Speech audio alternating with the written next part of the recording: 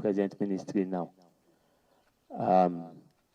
Some other thing, no, okay, that is, I was actually ordained pastor by Bishop Abaremu. That is about back in 2014. I was also ordained a pastor, a resident pastor in Living Faith Chapel, which I have resigned to start my ministry because I was not having free will to do the charity I'm doing in my own present ministry now. Some other thing, no, okay, that is, I was actually ordained pastor by Bishop Abaremu. That is about some 20-something of us then, I don't know, in Ibadan. That is in 2014. In my church, we do this charity which I share foods and palliative to people. And this thing became stronger during the COVID-19. I felt so pity to the extent I don't have anything in my account, and people still come to me for help. So I have this underground which I have dug some time back when I was attacked by this Jagungbale in some many years ago, which the matter is in court, which I was, my neck was broken. I was in loot for some time with nails on my head, which is in the High Court of Ogun State for attempted murder. So I needed a place for escape in case of any further attack. And because of it, I've been having some boys also around me for security reasons. I direct the design of the underground like a underground room, and I've used it on a few occasions when there is situation of threat, and they believe I disappear. So I like the idea of that underground, and it's close to my office. I actually dug that underground when I was using that place as a resident. The place we are using as a church now was my parlor, and the place close to that underground, which has the toilet by the side, was my room. So now when the ministry came up and we needed somewhere decent, we were using that place. Then a few weeks ago, we were short of funds. And the idea of doing something during the Ileya, not looking, because I don't look at mostly Christians alone. I do anybody that comes to me. So the idea of me doing something for Ileya so that we can get some bags of rice, beans, and gari, and palm oil, maybe if they have gone there, they will still see a lot of them on ground there, which we share remaining. So then probably with a ram, which we can cut as small as it is, any person that we can give, they must be poor. So that was why we now thought about the idea of why not getting money from these rich companies and then raise money from it, then we use it to buy this thing. That money could actually start this project. One thing where we have not been informed also is that I also designed a kind of website so that when these projects are going on, people can take it. It's called Pure Art.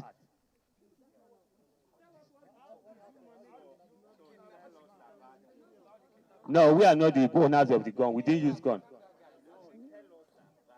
Okay, then the three gentlemen here, they actually needed assistance from different places. This gentleman, Ima, came in from Abeokuta, who was having housing challenge and feeding well. He didn't have a job. So we got him a job. He was working. Then Brother Linus too was working with him. Okay. Okay, so the three of us actually was involved in the kidnap. Face up, what? So the three of us were involved in the, all of us were involved in the kidnap with the hope of raising funds and getting something before the layer.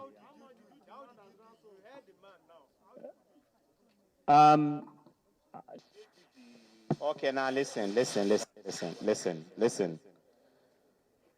When eventually the man was brought in and you were struggling with him, who gave him an injection? I injected him.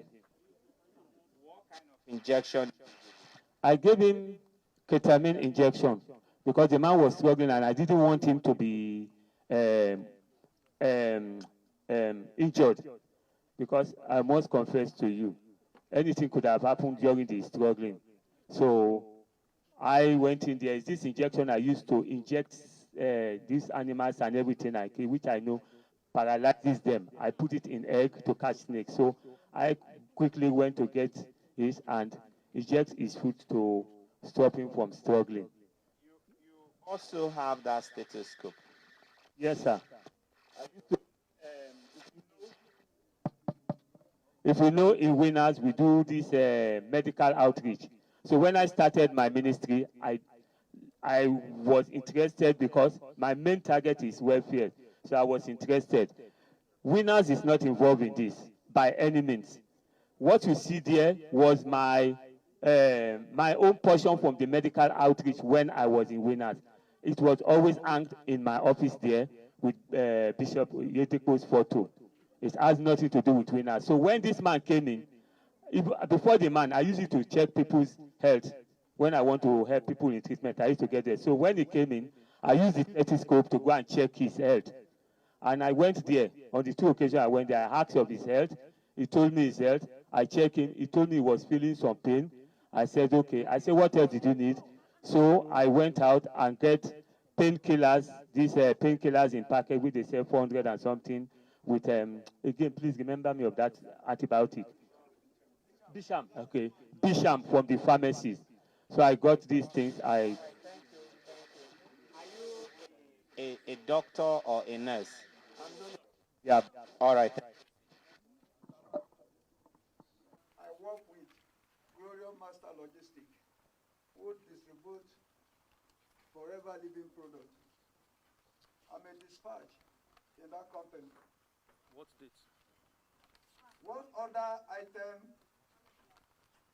that which I went to deliver the item to in Ikorodu. What date? You remember the date? When? On the 17th of July, around 4 p.m. So on my getting to Ikorodu, I called the man. The address he gave to me is no longer there. He told me that he's another way, somewhere in NNPC. And I went there, I called him. He said he ordered one of his boy to come and pick me. When the boy came to me and he called my line, because I doesn't know the boy, he doesn't know me. He called me, I picked my call. Immediately I saw the boy, I waved my hand, the boy saw me. He walked towards me. And he came, he said that the pastor said I should bring me to his place. I said, okay. He now entered my bike. I drove him to the particular place where pastor was. He ordered me to enter inside the premises. I went inside the office. They now asked me to drop the item on the table. I dropped the item on the table.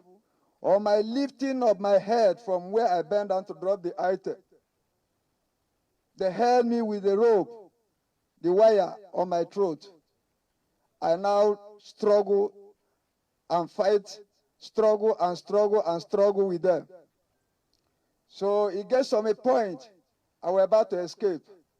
He rushed me again, and he held me down again. That is how the pastor now injected me, and I fell unconscious.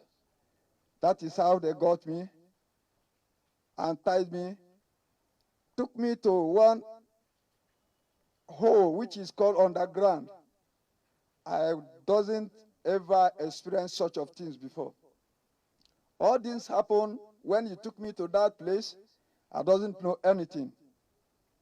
When they took me there, they selected all my eyes, my face, my mouth, my nose, all my head round. And when you took me into that underground, He now cut up the sellotape from my nose and my face so that I can able to breathe and see. They now asked me whether I could see. I said, yes, I could see. That is how they left me. About 5 days, according to them, because me, I doesn't know anything that's going on again. About 5 days, they came back to me again. I was crying for water, begging them for water. They asked me whether I would drink water. I said, yes. They give me 1 sachet of pure water. The one called pastor put the water in my mouth because I was bound with rope, with chain. I now drank the water. They give me 1 bottle of mineral. I drank half of the water. The mineral. They took the remaining one away from my hand, and I took it away. So I was there. Like 3 days later, they came again and brought a food for me, gari with sugar, with beans. I ate. The one called pastor now asked me, the next food that they will bring for me, what do I want? I said, to avoid toilet, I said, I want anything light, something light in my stomach so that I will not go toilet always. They said we should bring gari and bread with beans. I said, yes, if they can be able to afford that, I will manage it. They brought it for me, and I ate it. So I was there. After 3 days later, they came with fufu. After other 3 days, they came with gari again. So one day, and now I was there, I doesn't know anything, that some group of men come into the very place I lying down. They told me that there were policemen. I turned back and looked at them. I started crying. I told them that you are not a policeman. How can a policeman find me into this place? That you are the group member of those people that kidnapped me. You are coming here to kill me. They said no. They said they were policemen. I said, okay. How can I know that you are a police officer? I asked one of them. They said I should not be worried, that they are police officer. I said, okay. They looked the gate, the iron, the burglary they used to block me there. The one mighty padlock on that burglary. Then the policeman asked me, said to me that let him went out again and brought the key to open the padlock. I said, that is funny. I said it to myself after they went away. I said, how can someone, I said it within myself, someone call himself police officer. You came to rescue me, and you are now telling me that you are going outside to bring key again. Do you keep key there? I said it within myself. Sir, I lying down again back to where I lying. In the next 30 minutes again, the stick enter into that underground again. They came to me, like play, like joke. They opened the padlock. They came inside. They now held me. They untied my hand. They now drag me from that inside of that underground, come closer to themselves. They now see the rope, other rope bind round about my leg. That is how they drag me from there out and bring me outside. Before coming outside, I see those one kidnapping me lying in the floor. That is how I took belief that it's a police officer that rescued me. That is how it happens, sir. I was employed to the pastor's church as a compound security every night.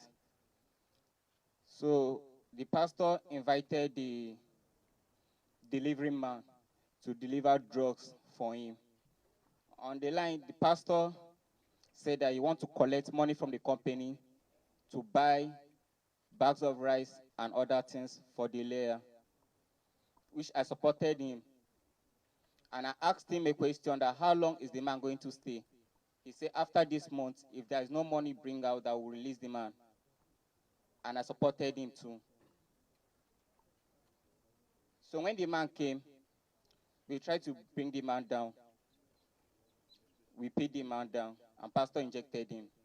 When Pastor injected him, he gave us instruction to take the man to the underground. And it's called Special Guest House. That's what the pastor do call the place. So we took the man there and left the man there. We do feed the man every morning and night. That's the pastor's instruction. We should feed the man every morning before closing